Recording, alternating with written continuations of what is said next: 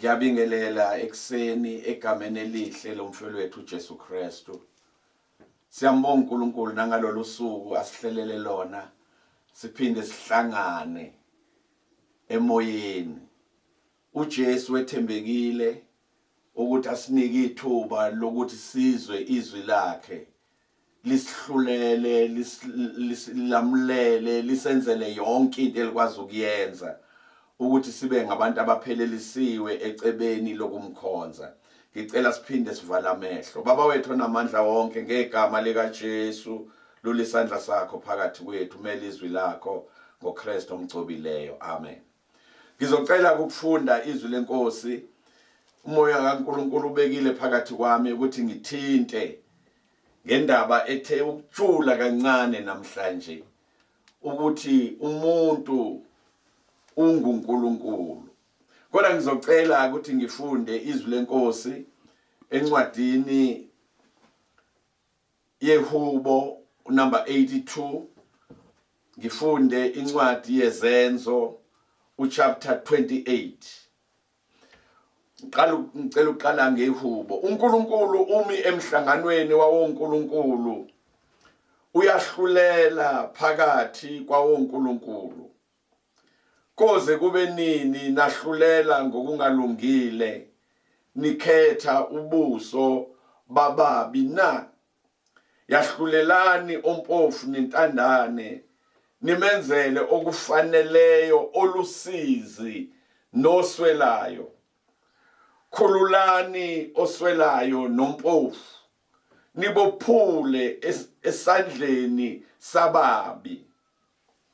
Abanakwazi abanakuqonda bahamba ebumnyameni. Izisekelo zonke zomhlaba ziyazamazama. Verse 6. Mina ngathi ningonkulunkulu nina nonke ningamadodana ophezu konke. Ngicela nje ukugcina lapho kulelo verse.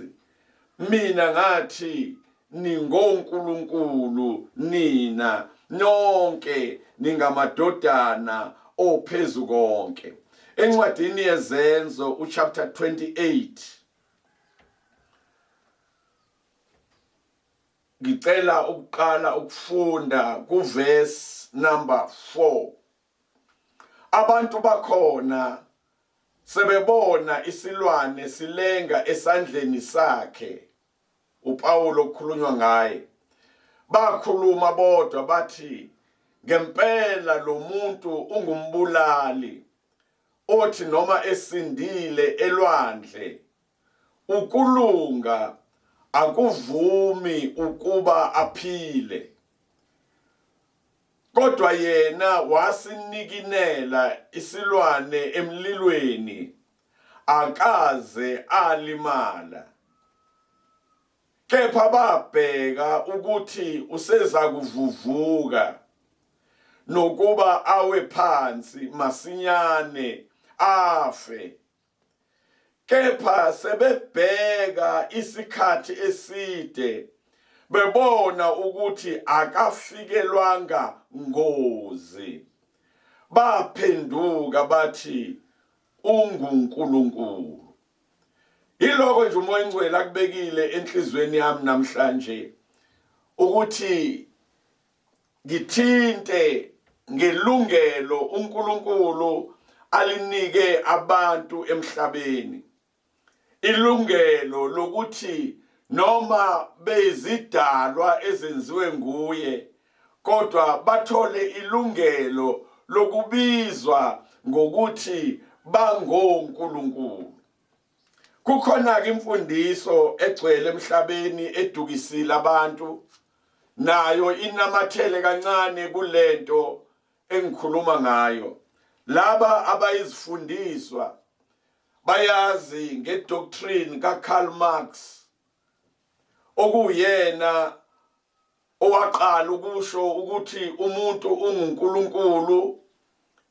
Bonke abantu badinga bam-idolize bamkhonze njengesithixo umuntu ngoba unguNkulunkulu. Ngicela ukusho ukuthi no, angizeleke lokho namhlanje ngoba leyo nto abayiqalile ilento eveze lokho kuthiwa i-human rights, lokho kuyimfundiso kaKarl Marx ekhubaze umhlaba ngoba yona imhlubukisa umuntu uNkulunkulu umuntu azenze yena abe uNkulunkulu. Ingakho benza nemithetho ephambene naleyo emiswe uNkulunkulu. Uthola ukuthi kuthiwa kulelwa ilungelo lomuntu kodwa kube kumiswa into ephambene nendalo kaNkulunkulu. Angenza isibonelo la kulento yamalungelo abantu. uNkulunkulu uma ekhuza izono ethi zingenziwa izono, lokho kwamalungelo abantu kuyaziphakamisa izono lezo kuthiwe bamukeleni abantu baqhubeke babe ngamaKristu kodwa babe benza izinto engesizona ezobuKristu. Kusho ngeindlela benza izinto uNkulunkulu azinyanyayo kodwa ke ngala kulento kuthiwa ilungelo lomuntu kuthiwe zifanele kuze kutshelwe nathi esishumayelayo ukuthi asingahlukumezi abanye abantu, singakhuzi izinto ezenziwa yibo. Ngiqiniseka ukuthi ukukholwa okwenza umuntu abizwe ngalendlela echazwa izwi lenkosi elithi ngathi mina nina ningonkulunkulu. uNkulunkulu ungcwele. Abantu ababizwa ngonkulunkulu abantu nabo abangcwelisiwe. Noma ke ngokwemvelo kaAdamu nokona kukaAdamu babizwa ngokuthi bayizoni, kodwa ngiyafisa ukugcizelela lokhu ukuthi uKristu Jesu wehla ezulwini embethe ubungcwele wazongena entombini uMaria, wazozalwa njengabantu. Lithi iBhayibheli wazalelwa phansi komthetho ukuze azokhulula abantu ababeyizigqila phansi kwesono. Manje into ebalulekile la ukuthi umuntu ezoba ngcwele uba ngcwele ngokwamukela uJesu. Lamazwi ke engiwafundayo namhlanje angeke ngibuyele ngala encwadini yezenzo uchapter 28. Umpostoli uPaul uyaziwa engakabi umpostoli ukuthi wayeyikholwa, kodwa eyikholwa elingamesabi uNkulunkulu, eyikholwa elilwela amasiko esizwe sakubo. Njenganamhlanje baningi abantu abagcwele abazibiza ngokuthi bayamakholwa, baqinise bathi kodwa thina ngeke siyeke amasiko awobaba, amasiko awokhokho, kodwa ke ukukholwa siyakholwa. Ngiyafisa nje ukuchaza ngingesaba ukuthi uma uyilolo hlobo lwekholwa olugxamalazile olunonyawo olulodwa ezwini lenkosi nonyawo olulodwa ezweni, isiphetho sakho ichibi lomlilo, isihogo, ichibi lomlilo oluvutha isibabuli, awuyena umuntu ozokwazi ukuphepha ngenxa yokuthi noma lithe izwi lenkosi unguNkulunkulu, wena ubukhumulile ubuNkulunkulu wakhonza abanye onkulunkulu, walandela ithixo ezikhonzwa abantu. Umpostoli uPaul ke lithi izwi lenkosi waba nenhlanhla yokuhlangana nonyazi endleleni eyolwisa amakholwa eziwabuyisa ethunjiwe, ewasa lapho yena ayefisa ukuthi amakholwa ahlukunyezwe khona ngoba bemelene nendlela kaJesu, bemelene nobuKristu. Uma ngikhuluma ngobuKristu angikhulumi ngalento eshiwo emhlabeni ukuthi umuntu ejoyine isonto elithile bese kuthiwa ungumKristu. hayi lokho. Ngokwezwi lenkosi abantu baqala ukubizwa ngokuthi bangamaKristu ebandleni lase-Antioch ngoba kubonakala ukuthi balingisa uJesu, banikwa ilungelo lokuthi bangamaKristu, bahambisa okukaJesu.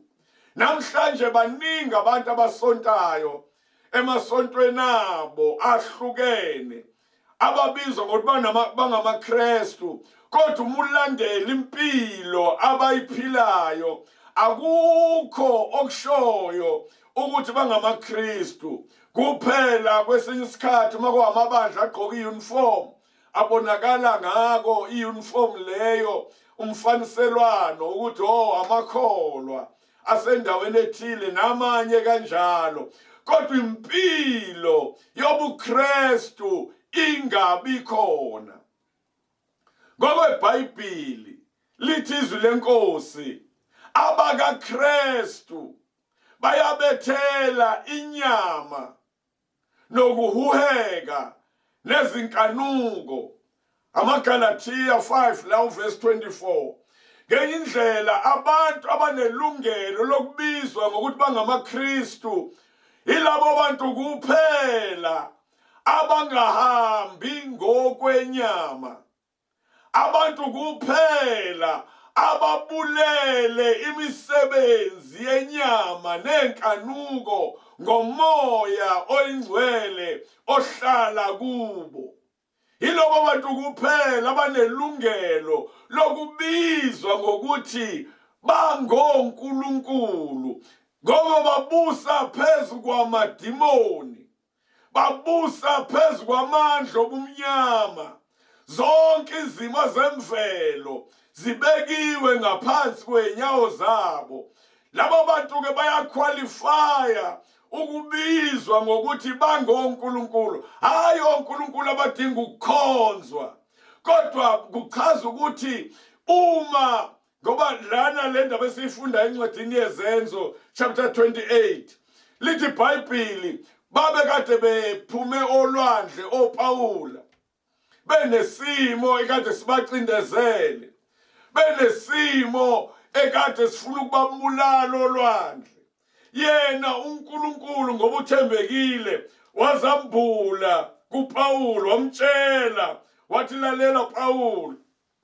Lithi iBhayibheli wayethumela ingelosi, lithi wayamtshela yathi awuzukufa, nabantu bonke abasemkhunjini ngikunike bona, iwona kuphela umkhumbi ozolimala. uPawulu yabatshela ukuthi lalelani ningesabi, ingelosi kaNkulunkulu engingowakhe nengimkhonzayo ibonakele kimi, yangichazela lesi simo ukuthi umkhumbi kuphela ozolimala, mina nani sizophepha. Ngiyacela ke ngoba kwasekuphela insuku eziwu-14 bezila ukudla, not because babeqonda ukuzila ukudla bethandaza, babezila ukudla ngenxa yesimo ababhekene naso. Kunesivunguvungu olwandle, umkhumbi ubheke eRome kodwa kungafiki, oPawula beyiziboshwa begadwe amasosha, kodwa kuNkulunkulu uyazambula kuye ngoba vese ukhonza yena. Uyena-ke muntu lo elithi izwi lenkosi. Kwathi uma sebephumele ngaphandle emkhunjini, umkhunji ulimalile kodwa bona basinda, lina nezulu. Abantu bendawo ababefikele kuyo bababasela umlilo ngoba bephume emanzini ukuthi bafudumale. Naye uPawulu wayesecosha inkuni, weza ezobasa ebeka khona emlilweni. Lithi iBhayibheli la emlilweni ngesikhathi ecosha inkuni kwakukhona nenyoka. Uma izwa ukushisa inyoka yayisinamathela kuye, ibambelela ngamazinyo ayo. Abantu ke balendawo bathi ke, hawu ukulunga akuvuma phile, impela lo muntu ungumbulali, noma esindile kodwa usezobulawa inyoka manje lena eqhamuka ngaphandle. babeka ke lawo mazwi. Lithi iBhayibheli basebebheka belindele ukuthi kuzokwenzekani. Lithi iBhayibheli yenu uPaul wavela wayithintithela emlilweni inyoka.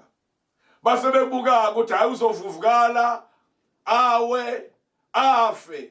Babuka isikhathi eside kwangenzeka lutho. Kwase kuyibona abaphendukayo manje beguquka bethi impela lo muntu ke unguNkulunkulu. Ngifisa kicace le ndaba ukuthi akuyena yedwa umpostoli Paula onikwe lelo lungelo lokuthi kuthiwe unguNkulunkulu. Wonke umuntu okholwayo, hayi osontayo, okholwayo, ozelwe kabusha, wabhabhadiswa emanzini amaningi, hayi abantu abacheliwe esiphongweni kuphela. Nami ngenhlanhla ngachelwa ngiyingane esiphongweni, kodwa uma sengimdala kwadinga ngenze izwi lenkosi ngiyobhabhadiswa, ngoba izwi lenkosi liyagcizelela ukuthi umuntu obhabhadiswayo umuntu ophendukileyo, umuntu okholwayo, hayi ingane ekhalayo, umuntu okholwayo. Namhlanje masontweni kuthiwa kubhabhadiswa ingane, emva kwalokho kuthiwe ziyaqiniswa.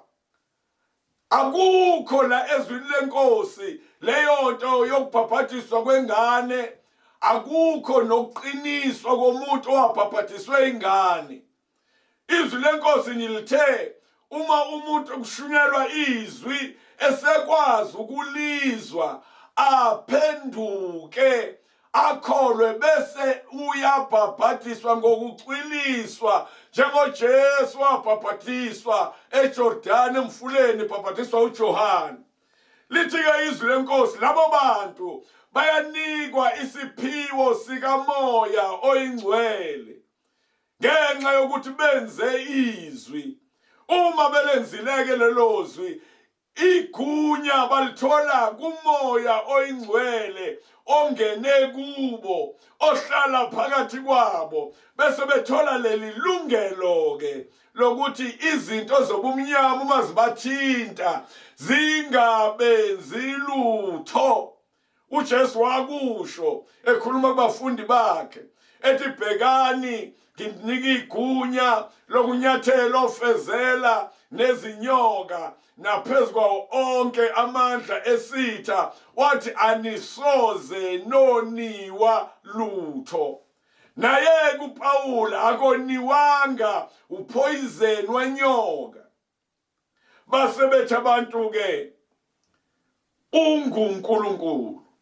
Bengifisa nje namhlanje ukudlulisa lokho kinina nonke enikhona ukuthi ngokwezwi lenkosi wonke umuntu okholwayo, hayi osontayo, okholwayo, ngoba kungenzeka ube yimemba yesonto elithile kodwa akusho lokho ukuthi uyakholwa.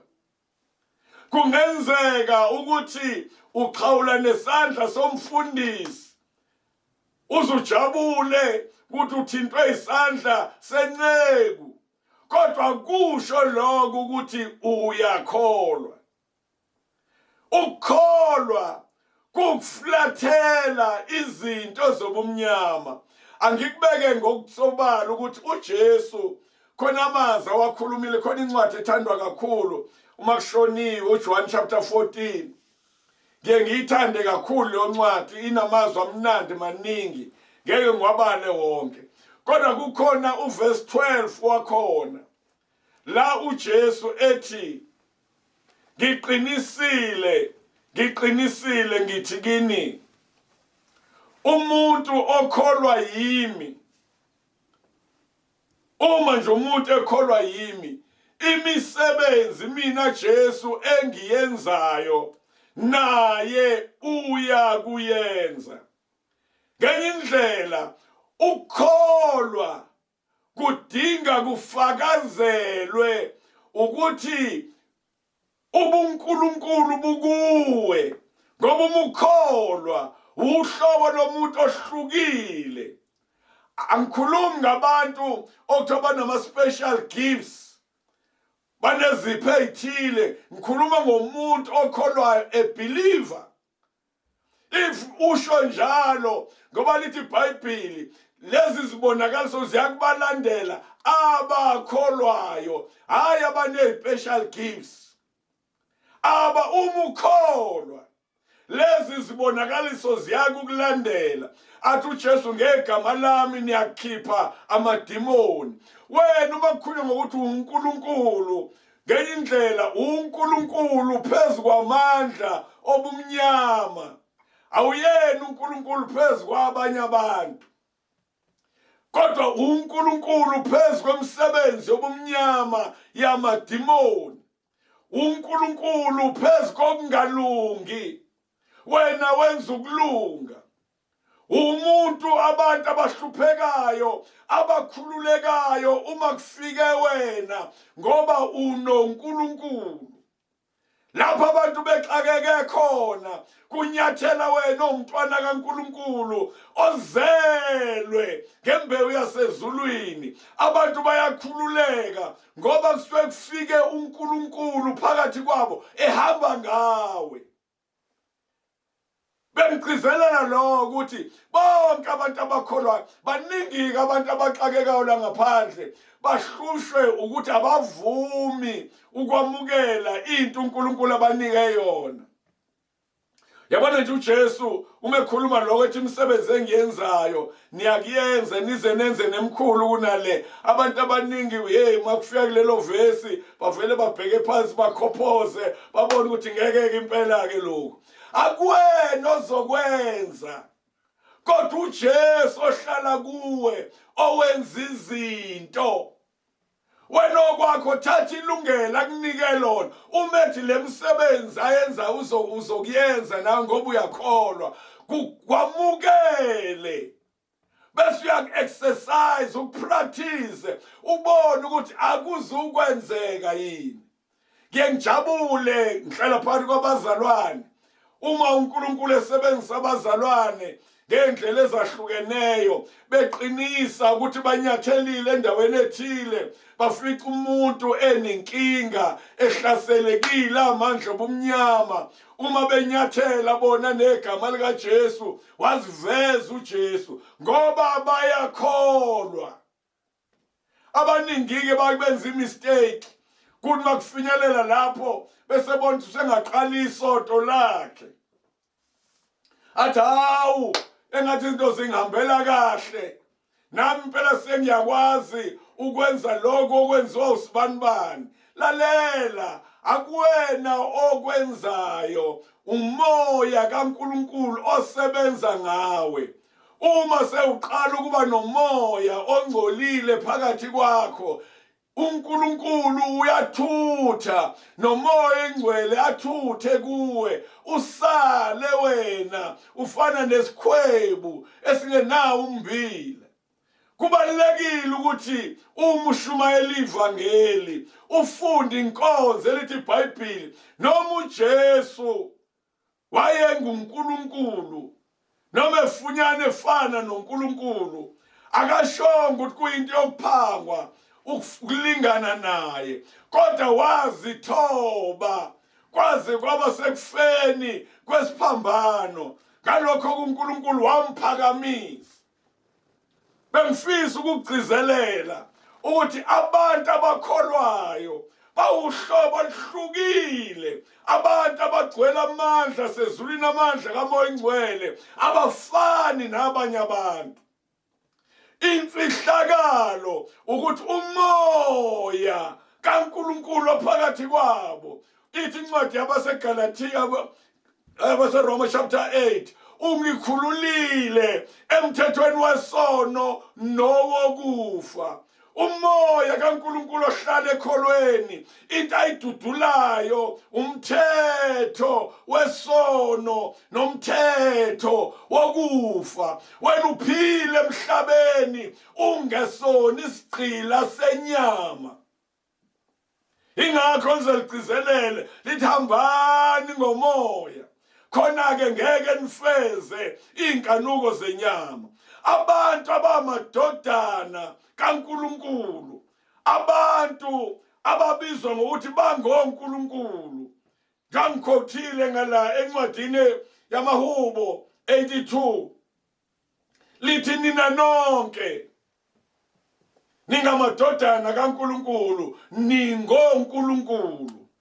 Ngiyazi ukuthi mangishumayela le ndaba abantu abaningi bathi hawu ngeke impela ngibe uNkulunkulu. Ngifisa ukukutshela ukuthi isho njalo iBhayibheli, lize ligcizelele ngoba seRoma 8 verse 14 lithi bonke abaholwa ngumoya kaNkulunkulu labo ke bangamadodana noma bangabantwana bakaNkulunkulu. Wena wenziwe wafana noNkulunkulu as long uholwa umoya kaNkulunkulu. Uma uholwa inyama yakho futhi ubelonga to the other group, uyihlo ilowo wenyama. Kodwa uma uholwa umoya kaNkulunkulu, uyihlo ilowo kamoya. Ngenye indlela uma umntwana kaNkulunkulu ufuza ubaba wakho. Khona elinye ivesi engeke ngilithanda eBhayibhelini, u1 John chapter 4 ngithi verse 17 othi njengalokhu enjalo uKristu sinjalo nathi kulelizwe.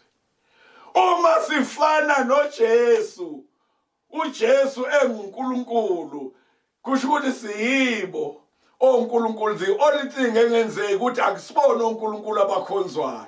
Singonkulunkulu ngegunya lokumelana namadimoni obumnyama. Khona abanye abantu phela bazenza amakhosi phezu kwabantu. Anede abone kancane uNkulunkulu emsebenzisa lo muntu bese ebona ukuthi yena uchief omkhulu. La ekholweni akekho umuntu omkhulu ukuthi angakhonzwa, angaguqelwa. Akekho. Noma lithi iBhayibheli singonkulunkulu, lisinika lelo gunya phezu kwamadimoni, phezu kwamandla obumnyama, phezu kwezifo. Abantu bakhululeke ngenxa yokuthi kufika umuntu onguNkulunkulu, kufika umuntu ohamba nomoya kaNkulunkulu, umuntu ombethe amandla. Uma ufunda kwi-Old Testament uyathola kukhulunywa ngoDaniel, izwi lenkosi lichaza ukuthi umuntu okuhlezi kuye onkulunkulu, umoya wonkulunkulu abangahlali enyameni. Uma kuhlezwe ilo moya wonkulunkulu abangahlali enyameni, ufana naye. Umoya ophakathi kwakho ukwenza ufane noNkulunkulu, uphiliso kwakhe emhlabeni. Ngenze ngikhumbule nendaba kaJosefa edayiswa abafowabo, wahamba waze wofinyelela le eGibhithe. Lithi iBhayibheli waqala watholwa induna uPotifa, wahlala khona kwakhe. Uma sehlezi kwakhe, ehlezi nobuNkulunkulu, lithi izwi lenkosi umkaPotifa wabona ukuthi hey, nangu umuntu ekhazimula, nangu umuntu ecwebezela. Wayeka bonke abanye abantu wayocela umbhede kuDavide, kumini kuJosefa ethi lala nami. Izwi lenkosi lithi wabaleka uJosefa nobumhlophe bakhe. Noma ukubaleka kwakhe kwamenza wagcina eboshiwe esejele ngecala angalenzanga, kodwa wayegcine ubuNkulunkulu phakathi kwakhe, okwenza noma esejele ubuNkulunkulu bungasuki kuye.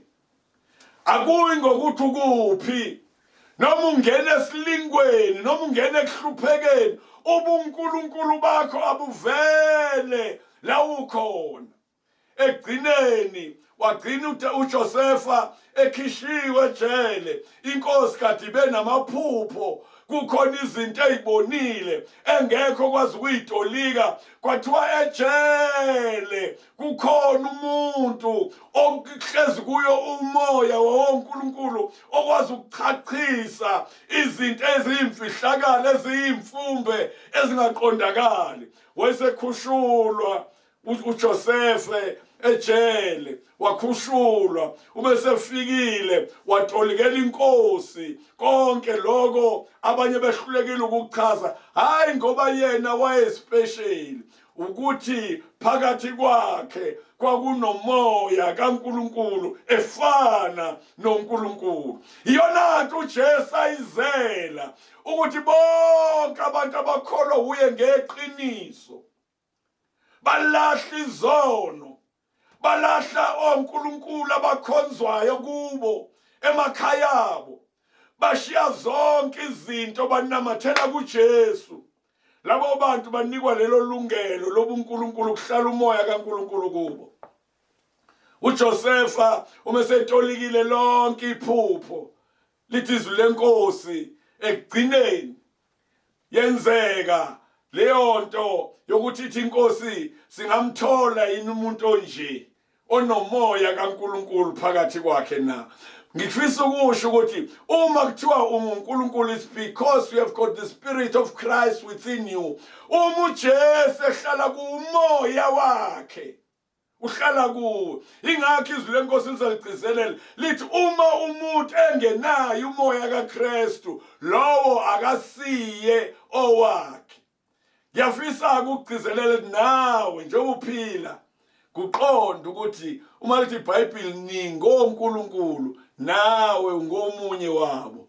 Kulwele empilweni yakho ukuthi ubunkulunkulu onabo bungathathwa isono, bungasuswa imkhuba yezwe, bungasuswa ukuba selfish, ufuna izinto zakho. Uzathi umpostoli Paul anginayo umuntu enenhliziyo efana nakaTimotheyu, onganakekela indaba zenu ngobuqotho, ngokuba bonke bafuna okwabo. Uma unomoya kaNkulunkulu awufuna okwakho, awube selfish, awube greedy, awube umuntu onomhobholo, awube umuntu olangazelela izinto. Into oyifunayo nje uJesu. Uma uJesu kuwe, yonke ingcebo ikuye, uphephile, awunankinga. Uma ulahlekelwe ngenxa kaJesu, lithi iBhayibheli konke olahlekelwe yikho ukulondile. Khona amazwi abuzwa uPetro sekukhulunywa ngokushiya konke, athi ke thina ke sishiye imizi yethu, sashiya amakhosikazi, sashiya konke, siyothola nathi uJesu. Hawu Petro, akekho umuntu oshiya amazwe nemizi, washiya yonke into yakhe, ongenako ukufumana kule lizwe kuphindwe kalikhulu, 100 times. Bese lithi kanye nezinhlupheko, plus inhlupheko ziyiportion yethu, siyadluliswa kuzo. Ipackage esiyithola sihamba noJesu.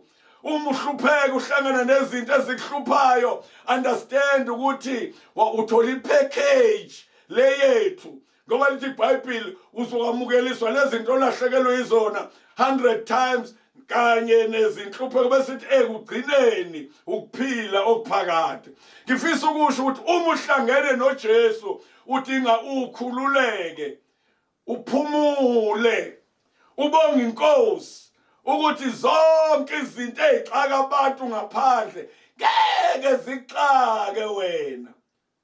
Izinto ezenza abantu bakhubazeke ngeke zikukhubaze, ngoba unomoya kaNkulunkulu phakathi kwakho. Ngiyaqinisa ukuthi njengoba ngimile ngidlulisa izwi lenkosi phakathi kwenu, qiniseka ukuthi uJesu uyakuthanda. Into ayifisayo yinye, kholwa. bamba yena uJesu namathele kuye. Ngesikhathi ngishiya umsebenzi, secular employment, ngishiya iprofession yami, bonke abantu ababengibuka babebona umuntu ophambene ekhanda. Akekho umuntu wayekholwa ukuthi ngiyaphila.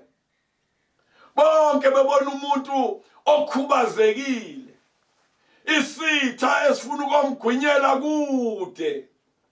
Kanti ngenhlanhla kwakuwumuntu odele konke, wabeka konke phansi. Kungekho lutho olunye engilifunayo ngaphandle kukaJesu. Ngiyengikhumbule ukuthi ngathola i-opportunity encane yokuthi ngingaqhubeka neprofession yami, ngisahlala esibhedlela saseNquthu kuMetron engangifikele kuye, kuyena ophethe isibhedlela. Kodwa kwadinga ngithathe istand sokuma ngendlela uNkulunkulu angimise ngayo, ngiyibonga i-offer yomsebenzi. Ngondliwa, ngingenayo income, ngingenalutho olunye, kodwa nginoJesu. Lokho ngabukeka njengomuntu ongathi akaphilile kakhulu, kodwa kwangisiza ukuthi ngihambe ngingenalutho. Kwenza noma uNkulunkulu esengenzela umusa, kukhona izinto ezincane angibusise ngazo, angihambi ngivula amahlombe ngizibone ngathi ngcono kunabanye abantu. Ngiyabonga umusa onginakekele, owenza ngikwazi ukuphila. Kodwa enhlizweni yami ngilangazelela izulu, ngilangazelela ukuthi abantu ababoshwa amandla obumnyama bakhululeke. Uma ufunda-ke la encwadini yezenzo, emva kokuthi sebethe laba bantu uNkulunkulu, uPawulu liyafunda uverse 7 wakhona, uthi kwakukhona kuleyo ndawo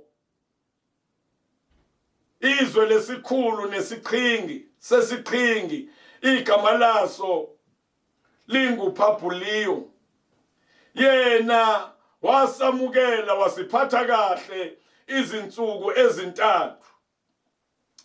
Kepha uyise kaPhabhuliyo wayelele phansi ephethwe ngumkhuhlane nembo.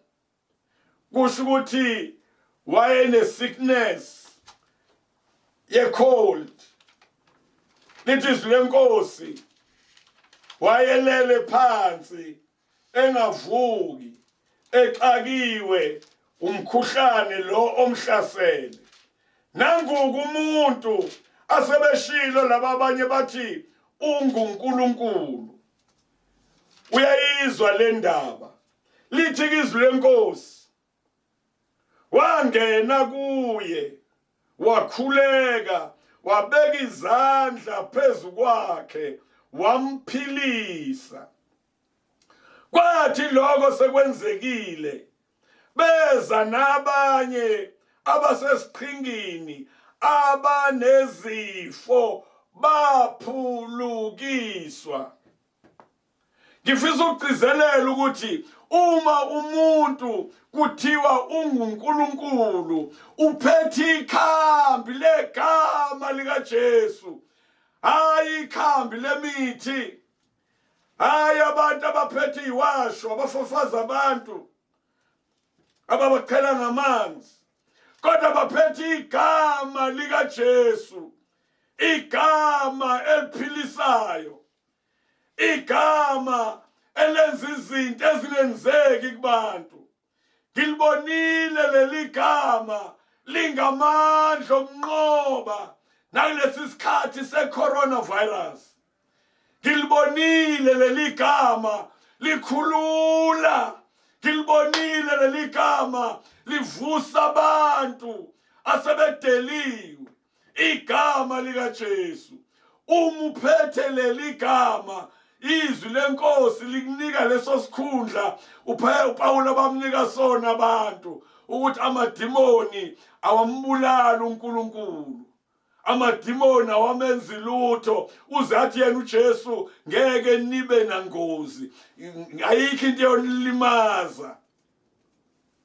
Kusho ngeyindlela uma uhlangene nalemfihlakalo uyaphila naseyimeni zonke ohlangana nazo. Ngiyangimema egameni likaJesu ukuthi sebenzisa ukukholwa uNkulunkulu akunikile kona. Kusebenzise kungokwakho, kuzosiza wena, kusize nabanye abantu. uJesu kuthezwini lakhe ivangeli leli limele ukushunyayelwa kwabampofu. Kuyaziwa ukuthi umgomo wevangeli ukuthi kuphakanyiswa abantu abaphansi, bakhuphuke kwilevel yophansi, bazohlangana halfway nabaphezulu. Abaphezulu badinga behle bayithobe kuzohlangana ndawonye, ngenxa yokuthi ivangeli liyamkhulula umuntu ebuphofini. Ngeke uhlale umpofu kuze kube phakade. Khona indaba la ezwini lenkosi exoxa ngomphongolo. uDavide ayewulanda lapha amaFilisti ayewuthumele khona. Uma bewulanda ke ngokweBhayibheli lithi umphongolo wawudinga uthwala abapriest. Kodwa ke uDavide wezwa ukuthi amaFilisti uma bewubuyisa ayekade bophela ingqukumbane kunenqola akubeka enqoleni. uNkulunkulu wakwamukela kuwo amaFilisti ukuthi wona uma ubuyisa umphongolo ngoba uyinkinga kuwo, uxakazisa uNkulunkulu babo, uletha ukufa kubo, ungalethi isibusiso ngoba babephila impilo yokuba noNkulunkulu bengekho ngcwele. Base bewuxosha ukuthi awubuyele ezweni lakubo. Izwi lenkosi lithi uma ke sewubuyisele emuva base bewudonsa ke ngenkomazi ezazikade zinamankonyane. Lithi iBhayibheli azibuyelanga emuva kofuna ukoncelisa amankonyane, kodwa zathwala umphongolo wazongena ezweni lakubo. Wawusuhlala ke emzini othile. uDavide ke useyolanda naye ubophela ingqukumbane, wenza njengoba kwenza amaFilisti.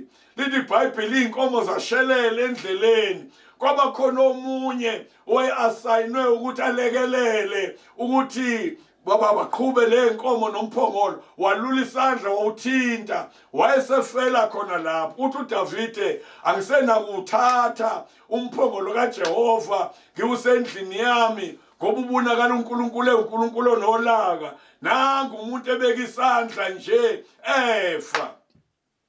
Wayesewushiya ke emzini wendoda okuthiwa Abinadabu.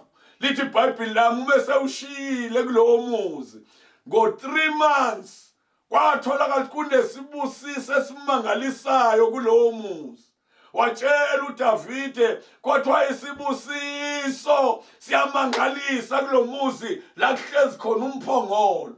uDavide wayesenquma ukuthi useyolanda khona awukhuphule.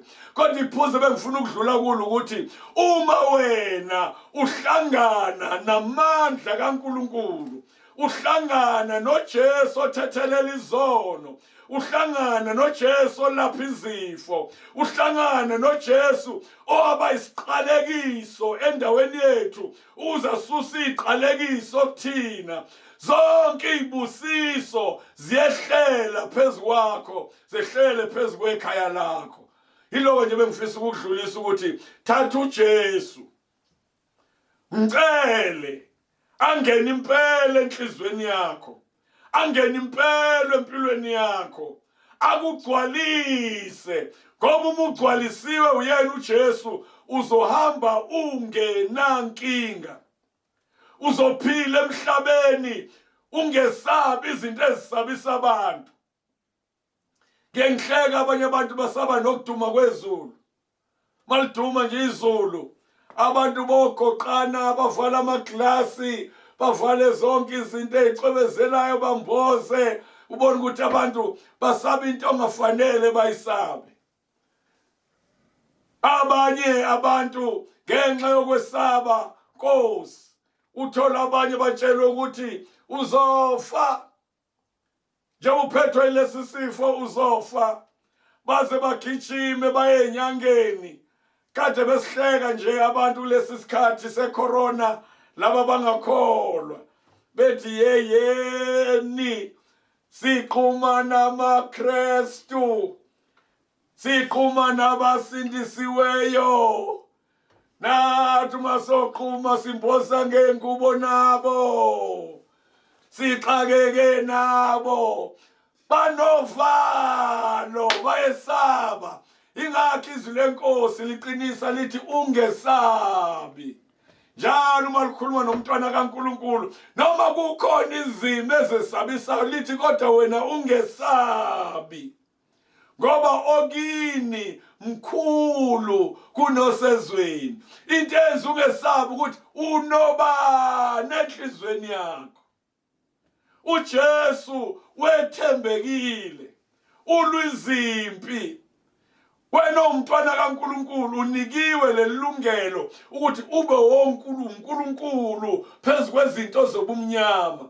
Njengoba ngishumayela ivangeli angisona isikhondla, anginazo nezikhwephe ezinkulu. Angiyena ngumuntu ongasindi nakakhulu. Kodwa ngenhlanhla nginokukholwa. Ngisho njengoMaria owakhuluma kufika ingelosi kuyena imtshela ukuthi hayi Maria ufumene umusa. uMaria mangala ukuthi inhloboni yokubingelela lokhu. Ufumene umusa emehlweni kaNkulunkulu uzokhulelwa. Awu ngenzeka kanjani indoda angingayazi. Uyababaza uMaria uthi angilalanga nandoda ngenze kanjani ngikhulelwe. Uthi umoya ophezulu konke umoya kaNkulunkulu uzokusibekela. Uyachaza ukuthi kuzokwenzekani kuye. uMaria bese liqhubeka izwi lenkosi lithi ngokuba kukho lutho olungenzeke kuNkulunkulu. Akukho lutho olungenzeke kuNkulunkulu. Uthi uMaria bakwenzeke kimi njengokusho kwezwi lakho. Ngithanda le portion ethi ngokuba kukho lutho olungenzeke kuNkulunkulu. Ngisho wena ukuthi alukho lutho olungenzeke kuwe. Lisho njalo iBhayibheli lathi akukho lutho olungenzeke kokholwayo. Noma uhlaselekile uyaphila ngoba ukholwa. Sinobaba la osemdala esihlanganyela naye. Watholakala ukuthi une high blood pressure. Igazi lemfutho wegazi ukhuphukile kakhulu esesemsebenzini. Bamtshela bathi futhi wena usumdala. Uzokubulala lo mfutho. Kwathiwa akathatha amaphilisi. Bamtshela ukuthi ungawathathi uzofa vese. Uthi lo baba ngoba wayesaba ukuthi uzofa wawathatha amaphilisi. Uthi wathi sewaphethe ngesandla ehamba nawo. Ethi ngoba wenzela ukuthi angafi. Uthi wezwe izwi likhuluma naye lithi kuyena lalela-ke. Uma nje uke wawasebenzisa lamaphilisi, mina ngeke ngisakuvikela. Ngeke ngisakulwela izimpi zakho. Mina ngeke ngisakuphilisa. Ngoba usuthathela amaphilisi. Uthi lo baba kwakuthiwa uyowadla aze afe. Ebuza ukuthi kwathiwa uyozufe yohlukaniswa igodi nawo. Wasemtshela lo munye ukuthi uma nje wasebenzisa. Uthi lo baba wayesethi okwesibili lo muntu okhuluma naye, ungasabeka abantu izandla ngoba wena uphila ngamaphilisi. Ungababeki izandla ngegama lami uthi bazophila. Uthi ngawalahla lo baba emgqonyeni ngikhala. Sengithi mangifa angife. Eyidela ebeka phansi ukuphila kwakhe. Ngifisa ukusho kunini enilalele ukuthi lo baba usephile 30 years. Emva kwaloko uyaphila njengoba ngikhuluma nani manje. Uyaphila. Uyafakaza lento engiyishoyo. Ifakazwa uyena ngoba uJesu uyenzile.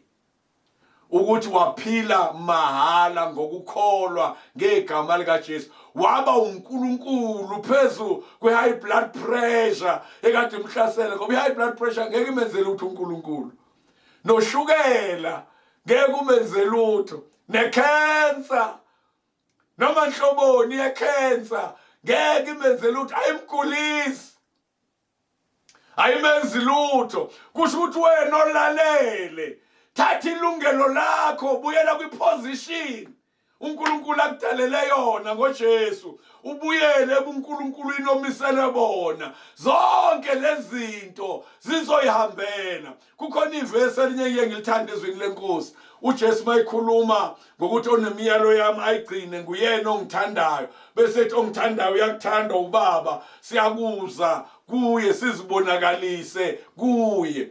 Uma bebuza uJuda lithi iBhayibheli ongesiye uSkariyoti, ebuza ukuthi yini uyibonakalisa kithi ungayibonakalisi kulo izwe na, aqhubeke uJesu athi uma umuntu egcina izwi lami uyakuthandwa nguBaba, nami ngiyakumthanda, siyakuza mina noBaba siyohlala kuye, simenze abe yikhaya lethu.